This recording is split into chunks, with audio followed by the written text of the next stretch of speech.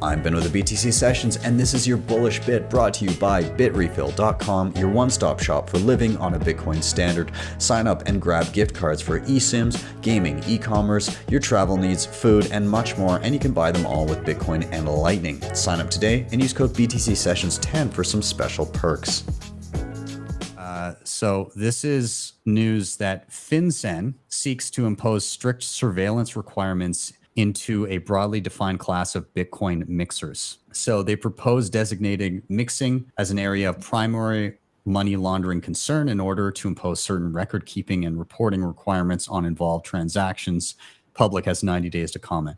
Basically, they outline a bunch of different methods in which you can use on-chain transactions and just how Bitcoin works in order to achieve greater privacy. Once again, privacy in and of itself is not a crime. Having it so that anybody who decides to dig cannot decipher your net worth is not a criminal offense. I would prefer if I could do a transaction and not have any asshole come along and say, oh, geez, this guy has how many Bitcoin?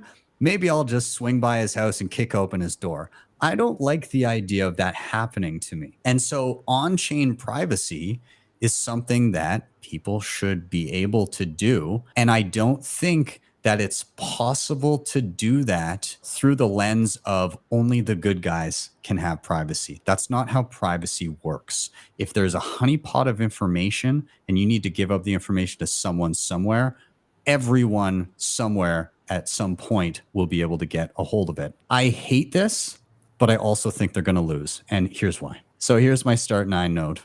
I am personally hosting something called Jam. And Jam is just an easy user interface for Join Market. Join Market is a protocol in which you can execute coin join transactions. It is not a centralized entity or company. It is simply a protocol for executing transactions that can be interpreted multiple different ways. Sparrow Wallet is an excellent desktop wallet. It utilizes Whirlpool if you care to use it, in which you can use coin join transactions to, break the links between you and the coins that you own. It also utilizes technology when you go to spend pay join transactions. Pay join transactions allow you to combine coins with any other person in the midst of a transaction and have it look like a coin join when really you're just sending yourself money or sending somebody else money. You can also create fake coin join transactions through your own wallet where you're literally just every time you send, it looks like a coin join, even though it's not. Beyond that, we haven't even begun to address second layer and the amount of privacy that you can get through other tools. So Fedimints, what are Fedimints? It's effectively a big multi-sig, like a communal pool of Bitcoin amongst like a trusted group of people where you'd have community members as key holders.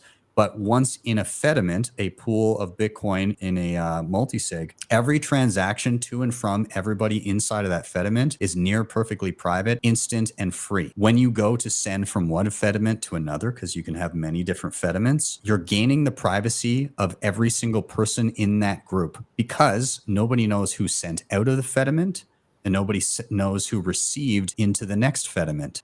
Cashew is another instance of a Fedimint style Xiaomi eCash model on Lightning. And this, again, near perfect privacy, and you can download and test this today. I did a video on it recently. Mercury and state chains is just a whole other mess of privacy, kind of layer 2 stuff that it's going to make it so difficult to tell what in the hell is going on. And so I know I threw a whole bunch out there, but my main reason for being bullish is, despite the fact that this next little bit is going to be difficult, I think, in the end, I think the people that are opposing freedom and privacy and the assumption that you are innocent until proven guilty, I think people that are opposing that will end up being on the wrong side of history, and that those who write code and those that advocate for privacy and financial freedom for all will win.